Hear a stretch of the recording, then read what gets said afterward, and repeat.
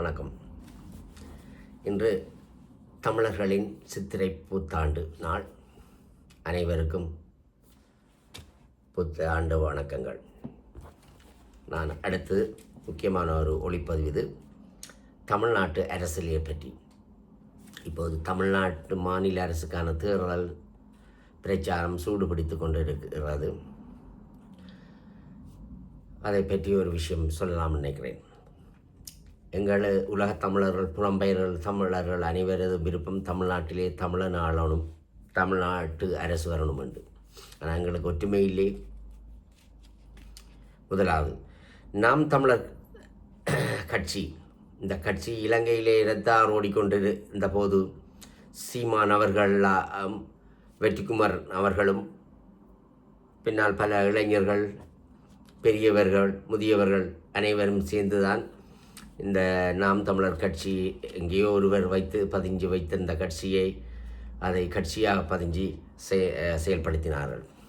அதன் பின்னர் படிப்படியாக அந்த கட்சியில் இருந்த படித்த புத்திஜீவிகள், அதுவும் தமிழர்கள், ஏதோ காரணத்தால் நாம் தமிழர் கட்சி தலைவர் சீமான் அவர்களால் அல்லது ஒருங்கிணைப்பாளர் சீமான் அவர்களால் வெளியேற்றப்பட்டோ அல்லது வெளியேறும்படி செய்தார்கள். அதுக்கு காரணம் கட்சியிலே இணைந்த புதியவர்கள் சில அதாவது போலியாக அந்த பிழையான விஷயங்களை அங்கே உள்ள அடுத்தடுத்த கட்ட தலைவர்களை சொல்லி சீமானிடம் அவர்களிடம் சொல்லி அதை நடத்தினார்கள். முதலிலே வெற்றிக்குமரன் பொறியியலாளர், அவர் முக்கியமானவர். கடைசி வரையும் சீமார்கள் அவரை விலக்கி இருக்கக்கூடாது. அடுத்தது பேராசிரியர் கல்யாண சுந்தரம். அதன் பிறகு பல நல்லவர்கள் தமிழர்கள் அவங்களெல்லாம் வெளியேறி போய் பல கட்சிகளை தங்கள் சொந்த கட்சிகளை ஆரம்பித்தார்கள். ஆனால் எல்லாரையும் கூட்டி சேர்த்து சீமான் அவர்கள் இந்த தேர்தல் நின்றிருந்தால் அது வெற்றிக்கான வாய்ப்பு. ஆனால் அதை சீமான் செய்யவில்லை. அடுத்தது விஜய் வருகிறார். எங்களுக்கு கவலை என்னென்றால், அப்படி இதை விட முக்கியமான கவலை, திமுக அவன் மக்களிடம் பணத்தை கொள்ளையடித்து மத்திய அரசு உதவியோட போலீஸ் அதிகாரிகளையும், இதுக்காகத்தான் போலீஸ் அதிகாரிகளையும் தெலுங்கர்களையும் அவன் வைத்திருக்கிறான். முதலிலே தமிழ்நாட்டுக்கு தெலுங்கர்களை கொண்டு வந்தவன் யார்? கருணாநிதி ஒரு தெலுங்கன். அவன் தங்களோட போலீஸிலிருந்து சகல திணைக்களங்கள், டிபார்ட்மெண்ட்டுகளையும் தங்களோட இனம் இருக்க வேணும் என்று பாராளுமன்றத்துக்கு கூட கொண்டு வந்து சேர்த்தவன். காரணம், தமிழரை ஆடக்கூடாது, தமிழ்நாட்டையும் தெலுங்கரை ஆளவனும். அடுத்து எம்ஜி ராமன் நடிகர், போன முன்னாள் முதலமைச்சர், காலஞ்சன முதலமைச்சர்.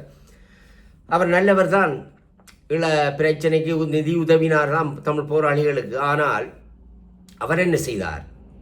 மலையாளிகளை தமிழ்நாட்டு அரசியலே கொண்டு வந்தார். அப்போ இவங்கள் இருவரும்.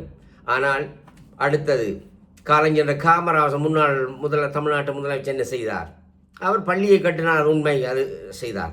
ஆனால் அவர் சொந்த பெற்ற தாய்க்கும் சகோதரங்களுக்கு உதவி செய்யலை, சொந்த இனத்துக்கும் செய்யலை. கடைய தமிழ் மக்களுக்குமே ஒரு முக்கியமான விஷயத்தை செய்யாமல் மறைந்தார்.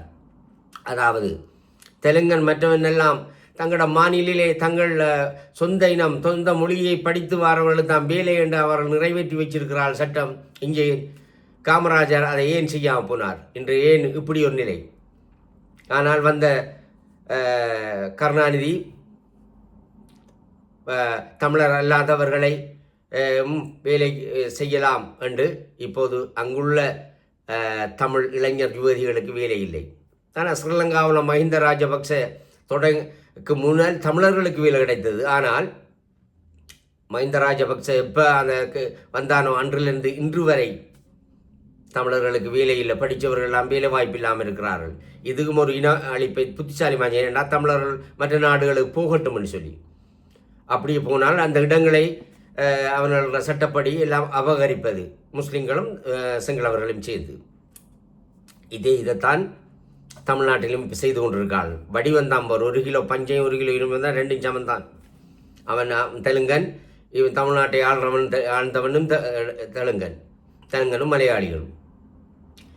இப்போது அதாவது அப்போ இன்றைக்கு தமிழ்நாட்டில் தமிழர்கள காணிகளை எல்லாம் பறித்து கொண்டு வரான், இடித்து கொண்டு வரான், எல்லாம் வடநாட்டவனை கொண்டு இது பண்ணுறான். இந்த நிலையில் தமிழ் கட்சிகள் என்ன யோசிச்சிருக்கணும். ஆனால் சீமானவர்கள் முஸ்லீம்களை தமிழர்களாக குறிப்பாக முஸ்லீம்களை கட்சியில் சேர்த்துட்டு தமிழர்களை விரட்டி விட்டார், அல்ல விலகும்படி செய்தார். இதனால் பாதிப்பு கட்சிக்கு மட்டும் தமிழர்களுக்கும் கூடத்தான். உதாரணத்துக்கு வெற்றிக்குமரன் வெளியேற்றம், கல்யாண சுந்தரம், கடைசியாக காளியம்மாள் வெளியேற்றமும் இது ஒரு பாதிப்பு. இன்று என்ன செய்வார்கள்? அது மட்டுமில்லை, அவர்கள் கொள்ளையடித்த பணத்தை வைத்து தமிழ்நாட்டு அரசியலை மீண்டும் அவர்கள் வாரத்துக்கான சான்ஸ் இல்லை. உங்களுக்கு தான் ஒற்றுமை இல்லை. அடுத்து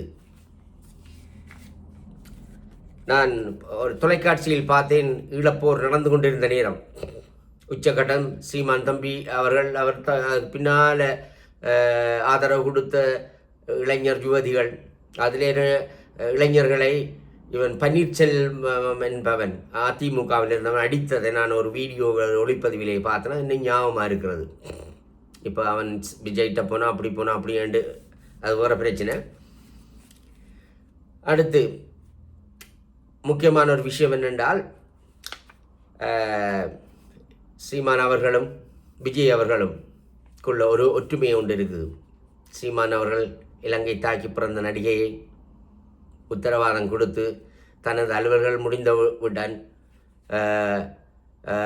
அதாவது சபாநாயகராக இருந்த ஒரு தெலுங்கு பொம்பளையை முடித்து இவரை கிக் அவுட் பண்ணிவிட்டார், அதாவது வெளியே நிராகரித்து துரத்தினார்.